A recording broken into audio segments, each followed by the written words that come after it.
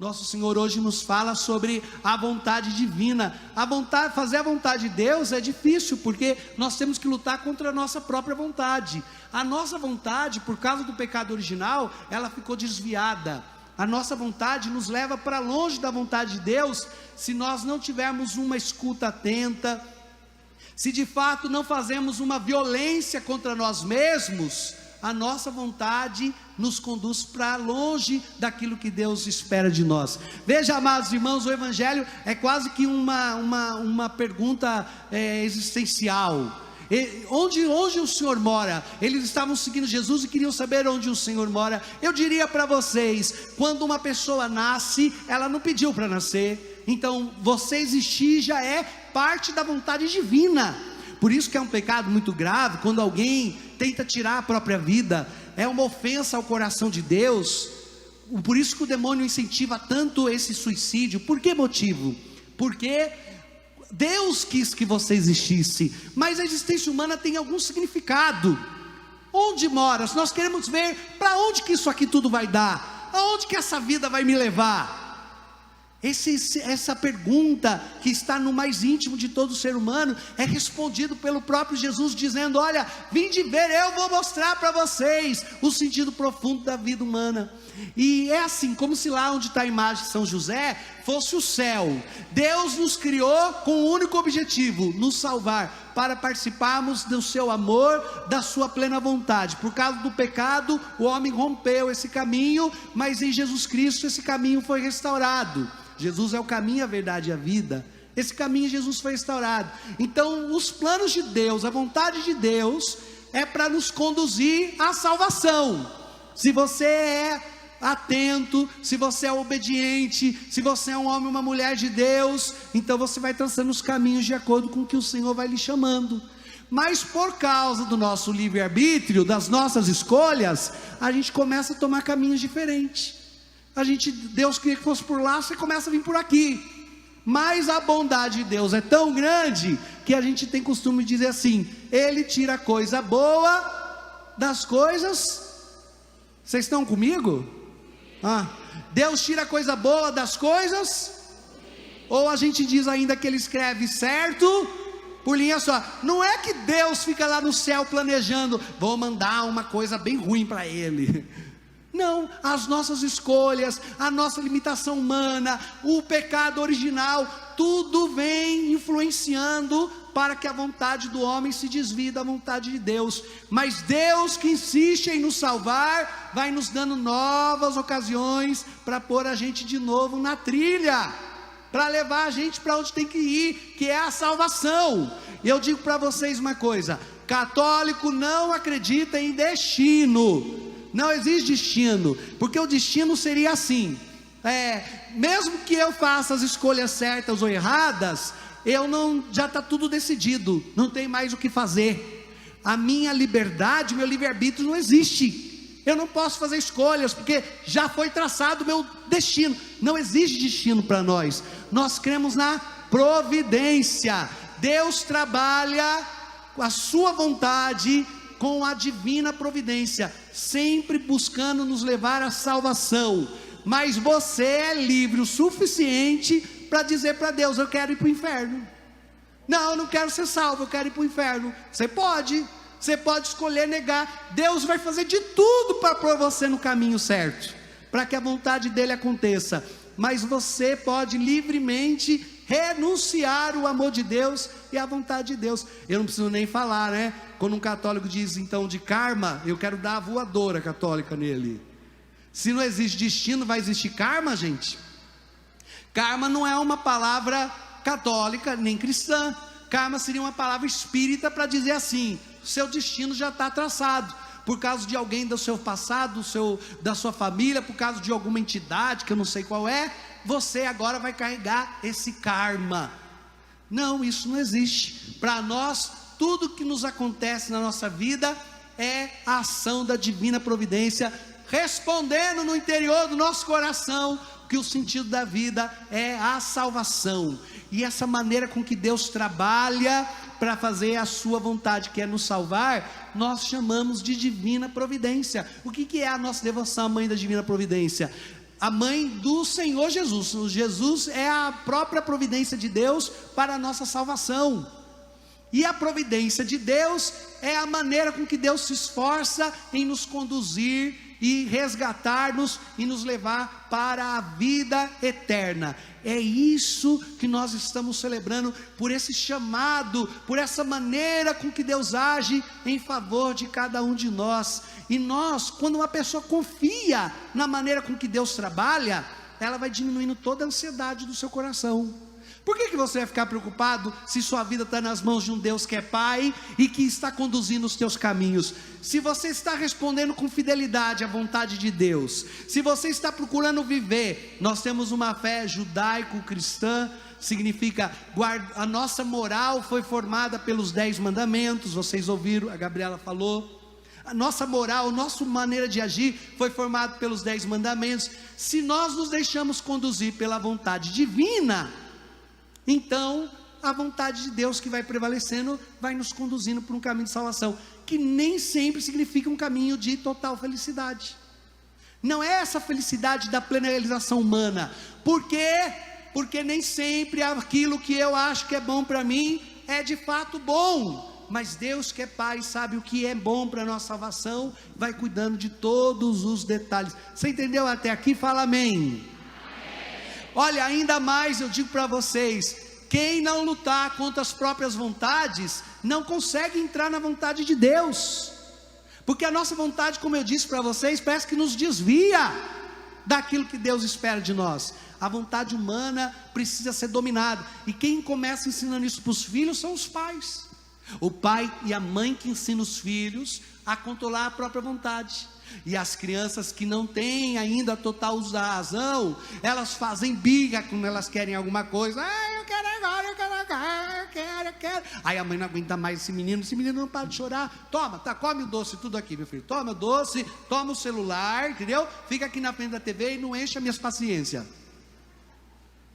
Aí a criança vai aprendendo que sempre que ele fizer drama, ele vai conseguir aquilo que ele quer. Ele não aprende a lidar com a própria frustração. Ele não sabe escutar não, porque ninguém formou aquela criança para lidar contra as próprias vontades. Gente, é isso que difere a gente dos cachorros. Porque os cachorros são fofinhos, são bonzinhos. Os cachorros foram criados por Deus. Deus pôs nos cachorros o instinto. E o instinto do cachorro é ser fiel ao seu dono. O dono fala, sai pra lá, vira-lata. E o que o cachorro faz no outro dia? Está lá de novo. Esse cachorro, viu? Mas se o cachorro estiver com fome, você pôr a comida aqui e disser para ele, cachorro, eu pus a comida, mas hoje você vai decidir se você vai fazer jejum, tá bom? O cachorro decide? Não, porque ele tem o instinto de comer quando está com fome. Por causa da fome ele come. Ele age pelo próprio instinto. Agora o ser humano que foi criado em imagem e semelhança de Deus, ele pode tomar as livres decisões. Eu estou com fome, mas eu não vou comer, eu vou controlar. Eu estou com vontade de comer um doce, aí abre a porta da geladeira, tem um pudim maravilhoso na geladeira. Aí você pega e fala, vou comer um pedacinho desse pudim. De repente uma vozinha, aquela que salva a vida de maridos e filhos, ela vem lá de trás, a vozinha, e diz assim, não coma esse pudim se você quer viver, ele é para visita. Sabe essa vozinha? Aí você pega e fala, nossa, está com uma cara boa esse pudim, mas você não come, porque você consegue contrariar as suas vontades. Veja o que o São Paulo disse, que o corpo foi feito para servir a Deus, e você precisa controlar as tuas vontades. Eu falava do estômago, mas São Paulo falou da sexualidade, da afetividade, e ele quis dizer assim, quem não controla as suas vontades, vai ferir a vontade de Deus, por uma vida desviada, por uma vida errada, e isso é um pecado, e ele chama de imoralidade, os pecados contra a carne. Quem não controla a sua vontade, não entrará na vontade de Deus. Quem não vence a si mesmo, não pode tomar a decisão de seguir Jesus, de ir atrás do Senhor, de se fazer discípulo dele. Quem não vence a si mesmo, não fará. E por isso que uma pessoa comete o pecado da fornicação, que é o que? A fornicação? A vida sexual fora do casamento. A vida sexual foi feita para o casamento. O sexo foi criado na integridade de todo o seu sentido dentro do casamento. Dentro do casamento, a sexualidade é aberta à vida, é um dom de si, é um compromisso com o outro, é um ato supremo de amor, de abnegação. Dentro do casamento se vive a plenitude da afetividade. Dentro do namoro não se vive, pode-se viver um ato de egoísmo, usando do outro, e depois dizendo, o namoro não deu certo, por uma realização de um desejo pessoal. E por isso ele está dizendo que a fornicação é um pecado que ofende a Deus, e por isso que uma pessoa que está vivendo junto e não é casada diante de Deus, não pode comungar. Não é uma lei da igreja, é uma lei, é a palavra de Deus. Por isso um casal de namorado que vive como se fosse casado, não pode comungar, porque está vivendo contra a palavra de Deus. Se você voltar uns versículos, vai dizer assim, que o impuro não herdarão o reino dos céus, não se salvarão. Olha a força dessa palavra, gente.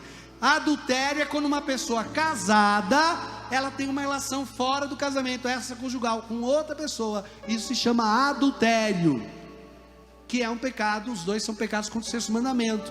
E o pecado contra o sexto mandamento, ele só pode ser vencido se você passa a ser dono de si mesmo, ser livre, não ser tão cachorro assim, de fazer tudo o que você tem vontade, mas de dominar as tuas vontades, para viver a plenitude da vontade de Deus, para seguir os caminhos que Deus planejou para você. E isso, amados irmãos, é o chamado que o Senhor nos faz hoje. Veja vocês, nós ouvimos na leitura como Samuel foi chamado.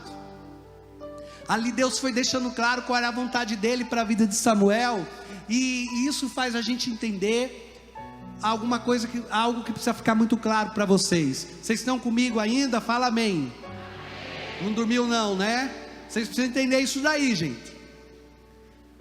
Algumas vezes você vem na pregação e o pregador, ou quem está conduzindo oração, o padre, ele fala, Deus está me falando que está curando uma pessoa assim, Deus está agindo uma pessoa assim. Isso se chama dom de ciência. O dom de ciência se dá na consciência da pessoa que ora. A pessoa que tem uma vida de oração, ela vai tendo discernimento dos espíritos. Ela consegue discernir se aquele pensamento é dela, se aquele pensamento vem de Deus, ou se aquele pensamento é uma obra do inimigo. A vida de oração silenciosa, aquela vida de oração profunda, vai distinguindo essas vozes interiores na sua consciência. Então, quando a pessoa está orando, ela está aberta a Deus, ela esvazia a sua mente, está ali em comunhão com Deus, na presença de Jesus, e aí o Senhor fala, e ela proclama em nome de Deus, com autoridade, com fé. E ela diz, olha, Deus está curando uma pessoa, e é assim, assado, determina mais ou menos a circunstância, e ali Deus vai confirmando com aquelas palavras de ciência a obra que Ele está realizando.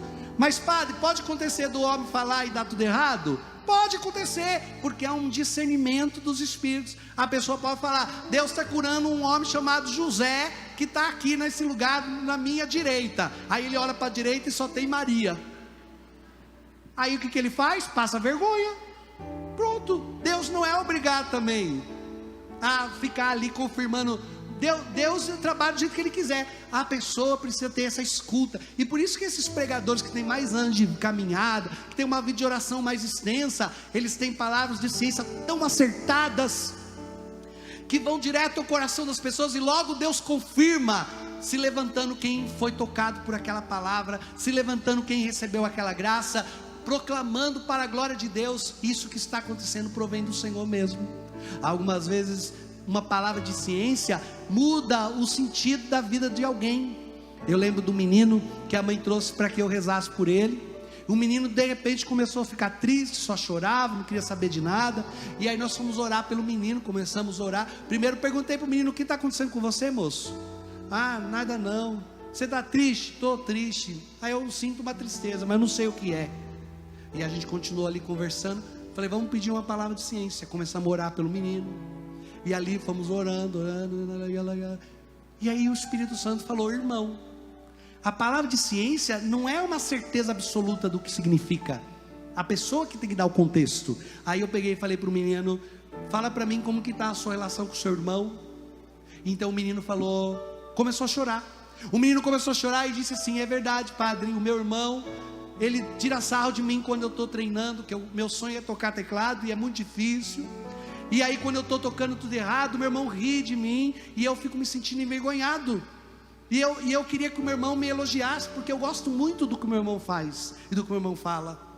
Então eu peguei, chamei o irmão, e nós oramos, e um perdoou o outro, o irmão elogiou, disse que ia apoiá-lo, e eles se abraçaram, e aquele menino saiu daquele dia, daquele atendimento, totalmente curado para a honra e glória de nosso Senhor. Uma palavra de ciência pode dar um sentido de cura, uma mudança, aonde que está escondido aquela ferida, mas uma palavra de ciência não é uma palavra de adivinhação. Você não pode ficar esperando uma palavra de ciência para determinar o que Deus quer para a tua vida, esperando que uma palavra de ciência é tipo uma cigana, um adivinho que vai dizer para você tudo o que você tem que fazer. Algumas vezes aparece uma pessoa ou outra no atendimento, para assim e fala, padre, olha para mim, o que o senhor está vendo? Fala, estou vendo um cabelo desidratado, minha filha, duas pontas, ponta dupla, está precisando de um corte aí a pessoa fica me olhando, porque ela quer o que, gente? Uma adivinhação do futuro dela. Você sabe, você quer fazer a vontade de Deus? Abraça a tua história. A vontade de Deus acontece na vida da gente. A vontade de Deus prevalece naquilo que a gente não tem domínio. A vontade de Deus se dá naquilo que a gente chama de cruz. Não foi você que escolheu. Você escolheu sua vida. Você escolheu nascer. Você escolheu nascer nessa família. Você escolheu o irmão que você tem. Você escolheu o pai e a mãe que você tem. Você escolheu o corpo que você tem. Você escolheu as limitações que você tem. Você tem que aceitar aquela história que Deus lhe propõe. E à medida que você abraça, que você aceita, que você celebra, que você vive a tua história, você corresponde à vontade de Deus, e você vai sendo uma pessoa mais feliz e mais realizada. Isso faz parte da vida da gente. Eu até falava hoje de manhã que eu sempre quis cantar. Meu sonho era cantar, mas nenhum ministério me quer, porque eu desafino. Então o que eu fiz? Eu me ordenei. Pronto, agora vocês têm que me aguentar. Porque quem vai falar para o padre não cantar? O padre canta, né? Agora, sabe, aceitar as suas limitações, aceitar que você não serve para fazer tudo, que você precisa dos outros, que nem tudo em você é perfeito, que sua história não é mil maravilhas. Aceitar muitas vezes uma história difícil, aceitar que você é pobre, aceitar que você trabalha muito perto de outros. Aceita a sua vida, e aceita também as tuas doenças, as suas lutas, e aceita as tuas alegrias. Abraça a sua história, ama a tua história, a tua vida, e serve, e trabalha, e seja feliz, porque o que Deus quer de você tem acontecido, porque o que Deus sonha para você é uma só coisa: o céu. Se você entendeu tudo isso, pode aplaudir nosso Senhor.